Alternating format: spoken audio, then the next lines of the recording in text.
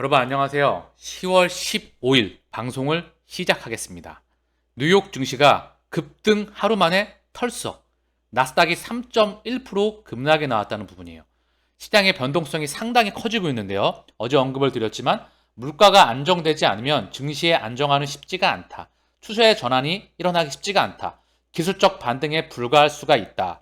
그렇기 때문에 지켜봐야 된다는 부분을 언급을 드렸었는데요. 자, 보게 되면 미국 증시 기대 인플레이션 상승에 하루 만에 급락, 인플레 우려에 반등 랠리 하루 만에 급락하고 있다. 영국 재무장관 경질, 전날 급등 나스닥은 1.1% 하락 출발을 하고 있다.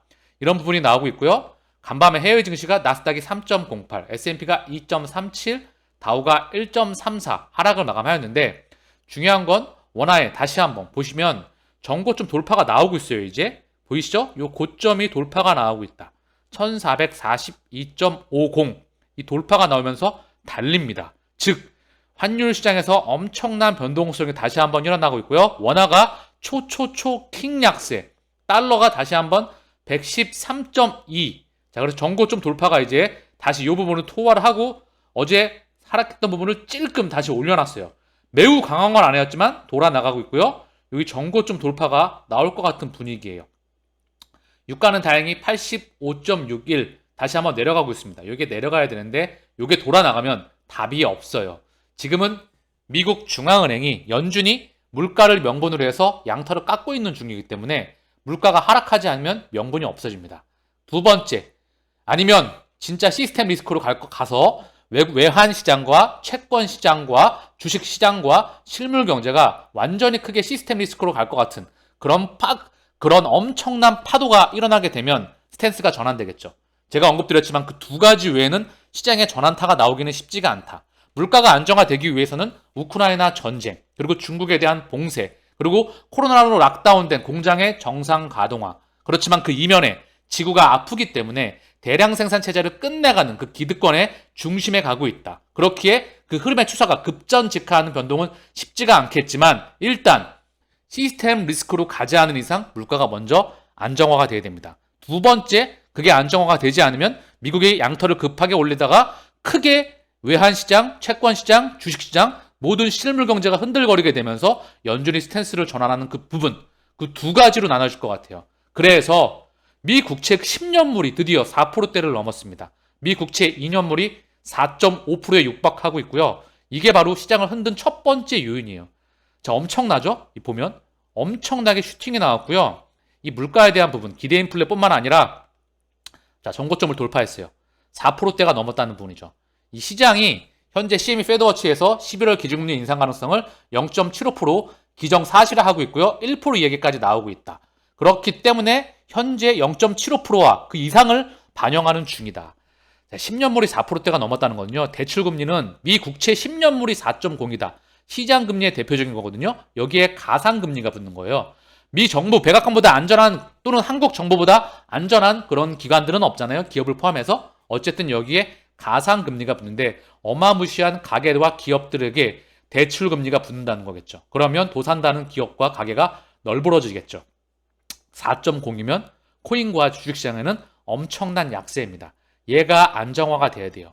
얘가 안정화가 되려면 물가가 안정화가 돼야 연준이 스탠스를 바꾼다. 연준이 스탠스를 바꿔야 즉 미 국채 금리와 달러의 가격과 물가 자, 이 명분으로 해서 이 시장이 안정화가 될 수가 있다라고 정리하면 되겠죠. 머릿속에 그림이 지도가 그려지시죠?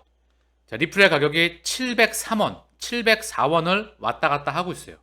증시와 환율 시장과 채권 시장과 크게 시장이 요동치는 거에 대비해서 상당히 선방을 하고 있다. 자, 작게 그림을 확대한 거죠. 바닥에서 기다가 거래량이 급증하면서 급등에 나왔고, 자, 그 다음 박스권의 흐름에 있습니다. 상당히 잘 버텨주고 있죠. 사실 SEC와의 소송으로 인해서 우리는 올라간 게 없습니다. 그렇기에 흔들릴 이유가 없고 떨어지면 기계적으로 모아간다. 올라가면 올라가서 좋은 거다. 비트코인도 그나마 선방하고 있어요. 코인 시장은 먼저 빠졌기에 그리고 아직 저점을 이탈하지 않았습니다. 그렇게 그나마 2,760만 원 언저리를 왔다 갔다 하고 있습니다. 비트코인 기준으로. 근데 증시 기준으로 한번 보시죠. 증시는 현재 여기 쌍저점을 정확하게, 여기가 쌍저점 라인이었거든요. 요 라인을 완벽하게 이탈을 하였어요. 지금 이게 주봉이기 때문에 한눈에 보이는 거거든요. 조금 제가 확대를 해볼게요. 확대를 해보면 그림으로 체킹을 해드리겠습니다. 자, 보면 요 라인이에요.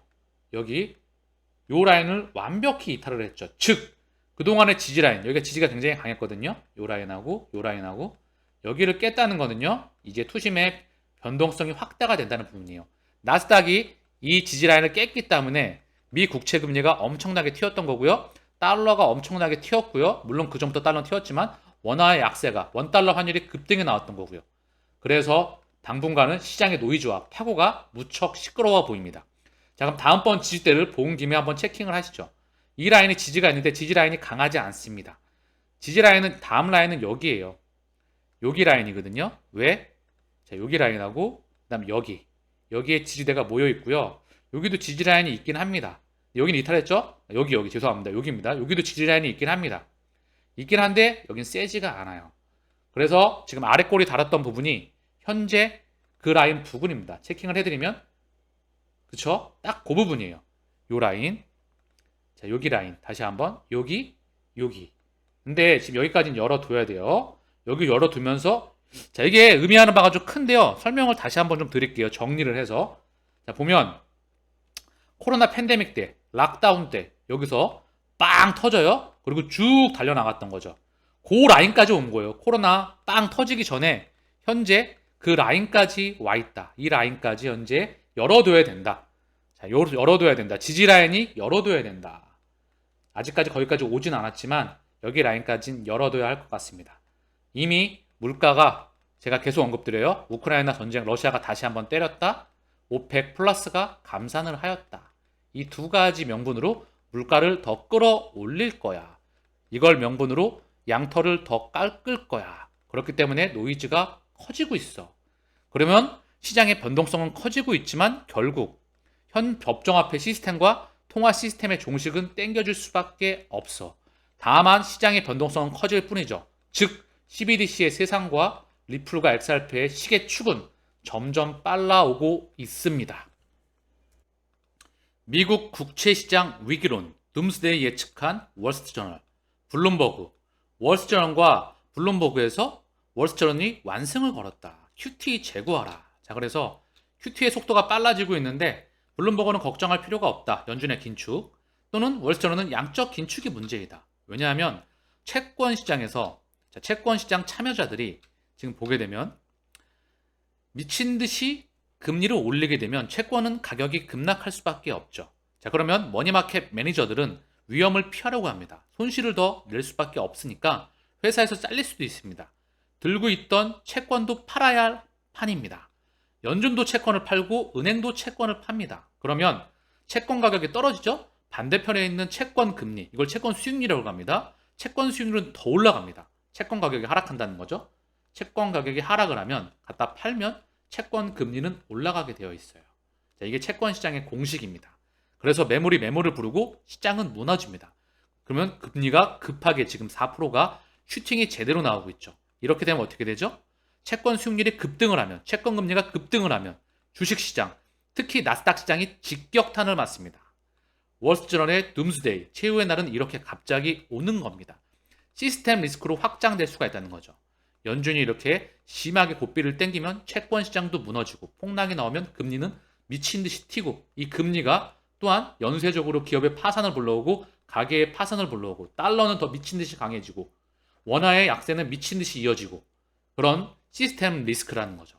요게 오게 되면 연준이 바뀔 수도 있다. 또는 그 이전에 물가가 꺾여야 연준의 스탠스가 바뀌기 때문에 양털 깎기의 지난번 공식입니다. 이게 시스템의 변동에 와 있는데 중요한 건 지구가 아프다는 가정하에 이들이 작업하는 그 부분을 우리는 조금 더 모니터링이 필요한 부분입니다. 국채는 금융 시스템의 기본, 미국 국채 위기 과장된 표현 아니다. 현재 국채 시장의 변동성이 크게 확대가 되고 있습니다. 외환 보유고에서도 달러와 미 국채가 환율을 조정하느라 전 세계에서 매도 물량이 또한 나오고 있죠. QT의 속도는 조금 빨라지고 있고요. 그렇기 때문에 변동성의 중심에 있는 부분입니다. 자, 싱가포르 대형은행 DBS에서 비트코인은 전례 없는 기회이다. 비트코인은 청산을 위한 중앙 참여자 없이 중단 없는 거래를 가능하게 하는 전례 없는 기회라고 평가했다. 싱가포르 국부펀드 테마섹이 지분 30%를 보유하고 있다. 세계적인 국부펀드이죠. 가격 변화와 상관없이 비트코인은 여전히 고유한 자산 유형이다. 자, 이런 부분을 언급을 했는데 중요한 건 제가 언급하려고 하는 건 이걸 갖고 왔던 부분은 뭐다? 매크로가 엄청나게 지금 요동이 치죠. 엄청난 퍼펙트 스톰이 불어오고 있습니다. 매크로가 막 정신이 없어요. 바다에서 항해를 하고 있는데 배가 막 뒤집어질 것처럼 엄청난 비바람과 폭풍과 엄청난 큰 퍼펙트 스톰이 몰아닥치고 있습니다. 그런데 이 말씀을 드리고 싶어요. 이때가 항상 늘 지나고 보면 최고의 기회였습니다. 역사적으로 증명이 되었던 부분이에요. 지금 사고 더 떨어져도 좋습니다. 상관없어요. 물론 떨어질지 안 떨어질지는 그 누구도 모릅니다. 그 바닥권 또는 지금 가격 근방에서 왔다 갔다 하다가 전환이 나올 수도 있고 더 떨어지고 여기서 더 크게 떨어지면서 왔다 갔다 하다가 올라갈 수도 있겠죠. 자, 이런 건 아무도 몰라요. 그 누구도 모릅니다. 다만 지금 가격이 엄청나게 쌓였다는 거. 그게 코인 시장의 어떤 펀더멘털이 뛰어난 투자 대상이건 주식시장의 어떤 뛰어난 기업의 주식이건 또는 어떤 펀더멘털의 부동산이건 가치가 너무나 쌓였다는 거죠. 왜? 물가를 명분으로 해서 연준이 수도꼭지를 잠가서 현저히 가격이 하락해 있기 때문에 그리고 채권 시장의 금리가 급등했기 때문에 즉 이 부분으로 모든 가격들이 떨어져 있다는 거죠. 채권 금리의 급등과 달러의 강세, 연준의 스탠스의 엄청난 긴축 이 부분이 맞물리면서 반대편에 있는 주식과 코인 시장과 자산 시장은 망가져 있습니다. 양털을 깎고 있죠. 많이 깎았어요. 그런데 조금 더 깎을지 지켜봐야 되는 부분인데 조금 더 변동성이 심한 게 예상이 되고 있습니다. 아까 언급드렸다시피 전저점을 나스닥을 이탈하면서 변동성이 좀 확대가 되겠구나. 그리고 펀더멘탈적으로 우크라이나 전쟁에 러시아에 대한 다시 한번 때림. 두 번째 오펙의 감산 협의 이 부분으로 인해서 좀 더 깎겠구나. 조금 더 변동성이 더 심해지겠구나. 그러나 모든 매크로가 시끄러울 때 늘 최적의 기회이다. 아무도 쳐다도 보지 않을 때 선수는 매입을 계속해서 주기적으로 모아갑니다. 그리고 남들이 미친 듯이 달려들 때 너도 나도 개떼처럼 달려들 때 그게 바로 지난번 세뇌의 공식이죠. 이쁘니까 쳐다보잖아요. 아버지 돈 많으니까 좋은 직장 댕기니까 자 이런 겉으로 보여지는 거 똑같은 현상입니다. 그걸 부셔야 돼요. 그 관념의 허구를 부시고 진짜 내면에 있는 펀더멘탈의 가치 그 미래의 가치를 볼 수 있는 힘을 기르시면 자 이미 급등에 있는 건 내 손을 떠난 거예요. 지금 가격들은 다 박살나 있죠. 이때 열심히 모으시길 바랍니다. 왜? 100배 이상 성장하는 건 확실성의 영역이니까. 기계적으로 모을 수 있는 최적의 시기이다. 암호화폐 겨울에도 웹3 개발은 활발하다. 웹 1.0, 웹 2.0, 4차 산업은 뭐다? 웹 3.0. 가치의 인터넷. 그동안에는 가치를 옮기는 게 불가능했죠. 다시 한번 리플의 홈페이지에 리플 인사이트나 또는 리플의 사명과 가도 같은 말이죠. 가치의 인터넷에 바로 심장에 리플과 XRP가 있다. XRP 레저가 있다. 올해 스마트 컨트랙트 11만 건 배포하였다. 웹3 개발은 그 어느 때보다도 활발히 이루어지고 있다고 코인텔레그래프가 보도했다. 자, 그래서 현재 웹3 개발자들은 빠르게 생태계를 구축하고 있다. 암호화폐 가격 하락에도 스마트 컨트랙트 개발 점점 확산, 40% 껑충. 이 4차 산업의 문명에 바로 우리는 중심에, 바로 심장에 투자를 하고 있는 겁니다. 일본 게임 대기업 코나미웹.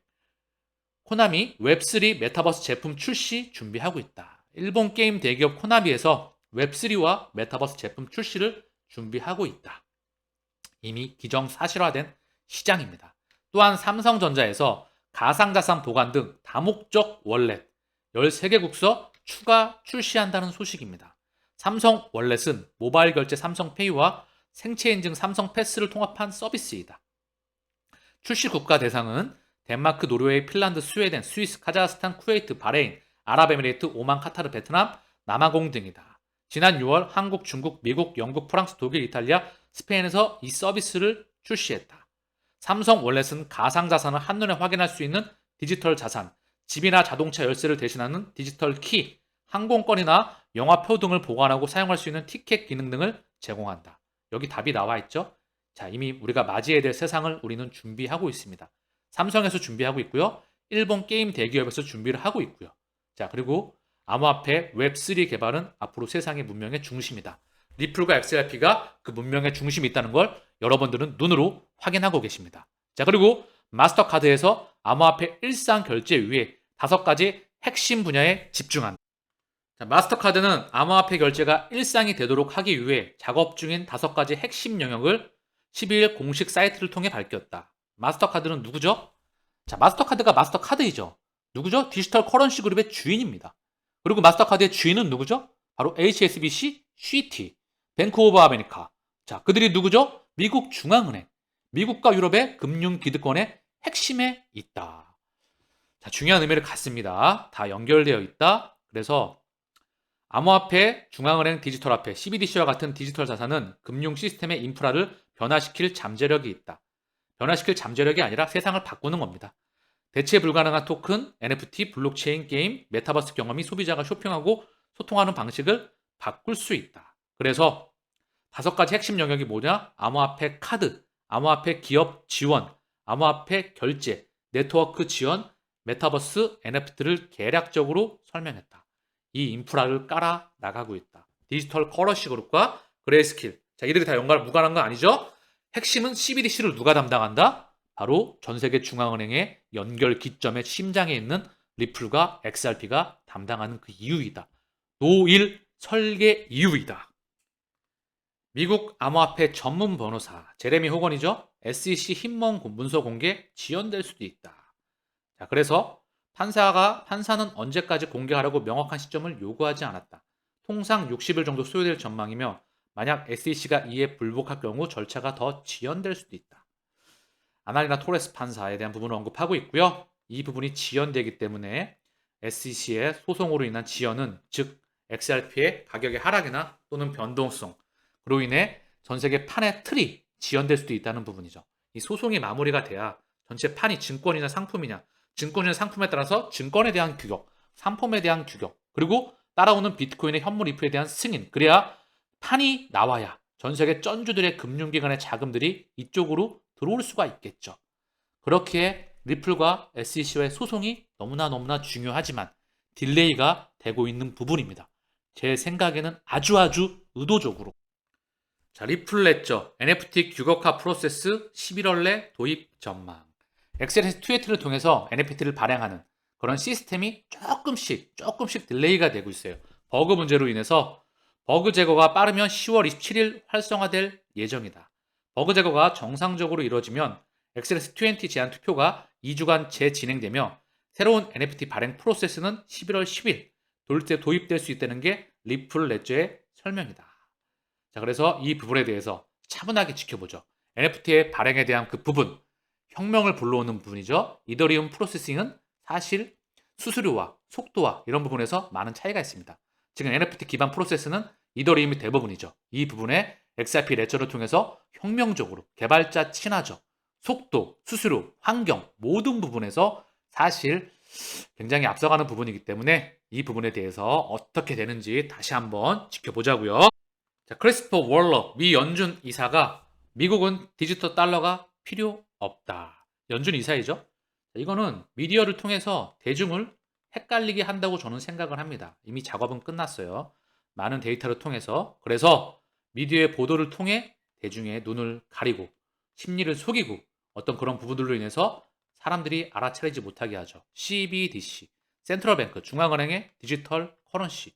자, 5만원짜리, 10만원짜리, 만원짜리, 1000원짜리, 5천원짜리의 종이돈의 디지털화를 아직도 많은 사람들이 CBDC 들어는 봤는데 이게 어떻게 세상을 바꿔나가지? 이게 왜 나왔지? 어떻게 진행이 되지? 그리고 블록체인이 뭐지? 4차 산업이 뭐지? 가상자산, 비트코인의 뜻을 모를 거예요. 여러분들은 비트코인 뜻 알고 계시죠, 이제? 비트 이거예요. 16비트, 8비트, 64비트. 비트의 약자입니다. 0과 1, 이진법의 조합이죠. 그리고 코인이에요. 그래서 비트코인입니다. 0과 1의 조합이죠. 어쨌든 중요한 건 반도체가 나온 이래 이 빅그로스라고 하거든요. 빅그로스. 이 정보에 대한 이 비트의 그로스에 대한 0과 1의 이진법에 대한 부분은 단 한 번도 줄어든 적이 없습니다. 그렇기 때문에 이 디지털의 세상을 우리는 리플과 XRP를 통해서 더불어 코인 시장의 투자를 통해서 해지를 반드시 하고 미래를 대비해야 되는 부분이다. 이런 기사가 나오면 필터링이 반드시 필요하다. 필터링을 하려면 많은 연구와 분석을 통해서 본인이 이 지도와 판을 그려 나갈 수 있어야 걸러내갈 수가 있습니다.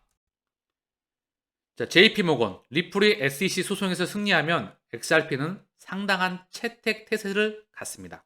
중요한 의미를 갖죠. 가격은 당연히 상승을 나갈 거고요.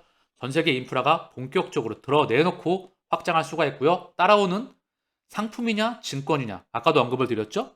전 세계 금융기관들의 참여가 시작되고 XRP가 ODL로 본격적으로 꽂히게 되면서 실상에서 이루어지는 CBDC 작동과 함께 그 문명을 우리가 맞이할 수 있는 분위기와 법과 제도가 계속해서 마련당하는 그런 시작점이 되겠죠. 회사가 SEC 소송에서 승리하고 코인베이스와 같은 주요 암호화폐 거래소에서 거래 재개가 가능하다면 XRP는 상당한 채택 태세를 갖추고 있습니다. 코인베이스에 재상장하고요. 그레이스케일 포트폴리오에 재진입하고요.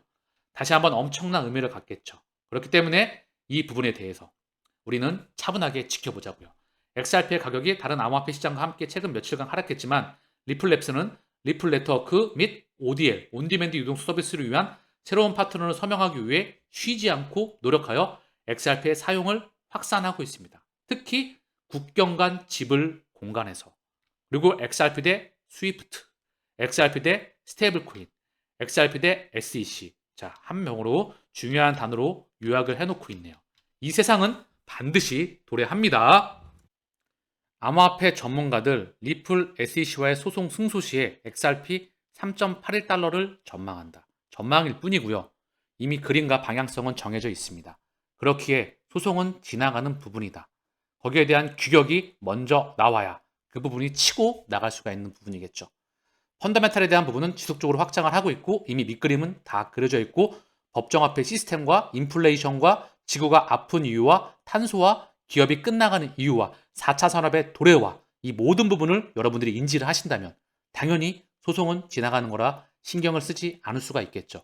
중요한 건 다시 한번 언급을 드리지만 여러분의 멘탈이 가장 중요한 겁니다. 무직하게 동행하시기를 바라겠습니다.